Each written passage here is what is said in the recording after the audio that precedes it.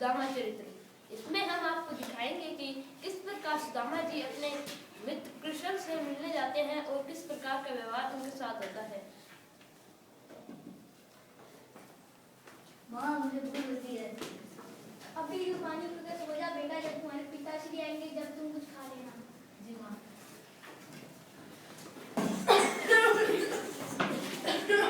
अरे भगवान, सुनती हो जरा? हाँ सुन रही हूँ। अरे आज फिर खाने के लिए कुछ नहीं मिला। क्या हमारे बच्चे भी पानी पी पी कर सो रहे हैं? कुछ तो करना ही पड़ेगा।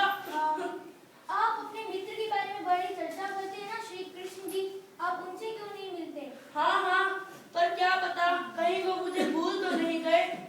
पर हमें प्रयास तो करना ही होगा ना। ठीक है, कल सुबह मैं उनसे मिलने अवश्य जाऊंगा।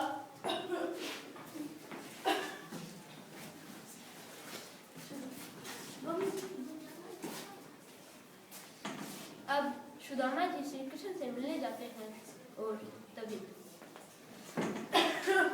अरे भगवान, मैं चलता हूँ अब। रुकिए स्वामी। हाँ हाँ मैं कुछ सूखे चावल लाई थी कल, तो ये ठीक है। आपसे भेंट स्वरूप दे देना। ठीक है।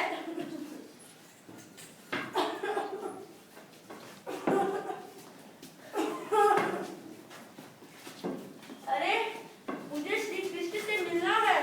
कौन हो तुम जो कृष्ण से मिलना चाहते हो? मैं उनका मित्र सुदामा हूँ। तुम महाराज से अभी नहीं मिल सकते, वह भी काम में व्यस्त है। पर मुझे उनसे अवश्य मिलना है। नहीं नहीं, तुम नहीं मिल सकते। पर क्यों? मुझे उनसे मिलना है। ठीक है, हम महाराज से बात करते हैं। ठीक है। महाराज की जय हो।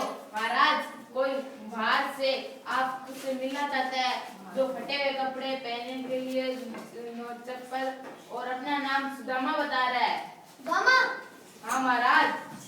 सुदामा मेरे मित्र, तुम कैसे हो? ठीक हूँ। आओ मित्र, आओ। दास, जी महाराज। मित्र यहाँ अपने पैर रखो।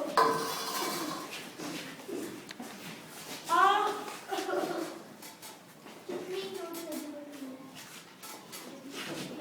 आओ आओ, हम खाना खाते हैं। तो मित्र, तुम ठीक तो हो ना? हाँ हाँ, मैं ठीक तो हूँ। अरे ये पोटली जो मुझे मेरी पत्नी ने दी थी, वह श्री कृष्ण को दूं या ना दूं? अरे नहीं नहीं, मैं उन्हें नहीं दूंगा ये। नहीं। अरे तुम मुझसे क्या छुपा रहे हो? कुछ नहीं, कुछ नहीं। ये क्या है? अरे ये तो कुछ भी नहीं है। ओ, भाभी जी ने मेरे लिए चावल भेजे थे। लगता है तुम्हारे छुपाने की और चोरी करने की आदत गई नहीं है। याद है तुम्हें गुरुकुल में तुमने क्या किया था? हाँ हाँ। तभी श्री कृष्ण और सुदामा को गुरुकुल वाली बात याद आ गई। गुरु माता की जय हो। जय हो जय हो। ये लो, तुम कुछ चने रख लो। और तुम भी। हाँ, ये रास्ते में भूख लगे तो खा लेना। ठीक है गुरु माता। अरे सुदामा, मेरी तो झोली फटी हुई है, क्यों ना तुम मेरे ही चने अपने पास रख लो। ठीक है। जाओ। अरे ये चबाने की आवाज कहाँ से आ रही है? अरे कुछ नहीं, मुझे सर्दी लग रही है ना, इसलिए मेरे दांत से आवाज आ रही है। ठंडा चलो मित्र, मुझे भूख लगी है। मेरे चने कहाँ हैं? चने? अरे चने कहाँ गए? लगता है पेड़ पे चढ़ते वक्त वो नीचे गिर गए हैं। नीचे गिर गए? अब मैं कैसे खाऊंगा खाना? चलो कोई बात नहीं, हम गुरु माता के पास चलते हैं। क्या हुआ बात? वो मेरे चने सुदामा से गिर गए कहीं पे। सुदामा से चने गिर गए? हाँ हाँ, तुमने गुरु ऐसे माता। कैसे चने गिरा दिए? लगता है जब मैं पेड़ पे चढ़ रहा था तब चने नीचे गिर गए। पेड़ पे क्यों चढ़ रहे थे तुम? अरे बारिश आ गई थी। अरे मुझे पता है तुम झूठ बोल रहे हो। नहीं नहीं गुरु माता, मैं झूठ नहीं बोल रहा हूँ। तुम सच बोलो, तुम झूठ बोल रहे हो। हाँ गुरु माता, लगता है आपको पता चल ही गया, मैंने ही श्री कृष्ण के चने खा लिए थे। तो फिर मैं तुम्हें श्राप देती हूँ, तुम जीवन में कभी भी सुखी नहीं रह सकोगे। मुझे माफ कर दो श्री गुरु माता। अब माफी नहीं मिल सकती।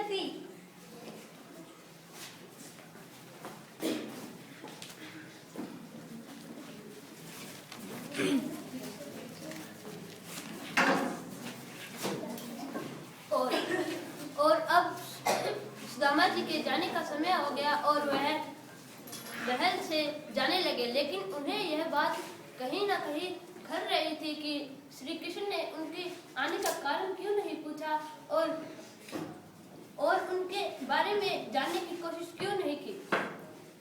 चलो मित्र, मैं सकता हूँ अब श्री कृष्ण। तुम्हारी बहुत याद आएगी, आते रहना। ठीक है। अरे लगता है अब मैं अपनी पत्नी को क्या बताऊंगा कि मुझे श्री कृष्ण ने कुछ उपहार में दिया ही नहीं। अरे अब तो कुछ करना ही पड़ेगा। अरे ये मेरी झोपड़ी कहाँ गई? लगता है मैं वापस द्वारिका तो नहीं आ गया। अरे स्वामी, आप आ गए? हाँ हाँ, पर हमारी झोपड़ी और कहाँ गई? कैसी झोपड़ी? अब तो ये महल हमारा ही है। पर क्यों? हम तो झोपड़ी में रहते थे ना। अरे अब क्या बताऊं तुम्हें, फिर श्री कृष्ण जी की कैसी कृपा हुई कि हमें ये सब कुछ मिल गया।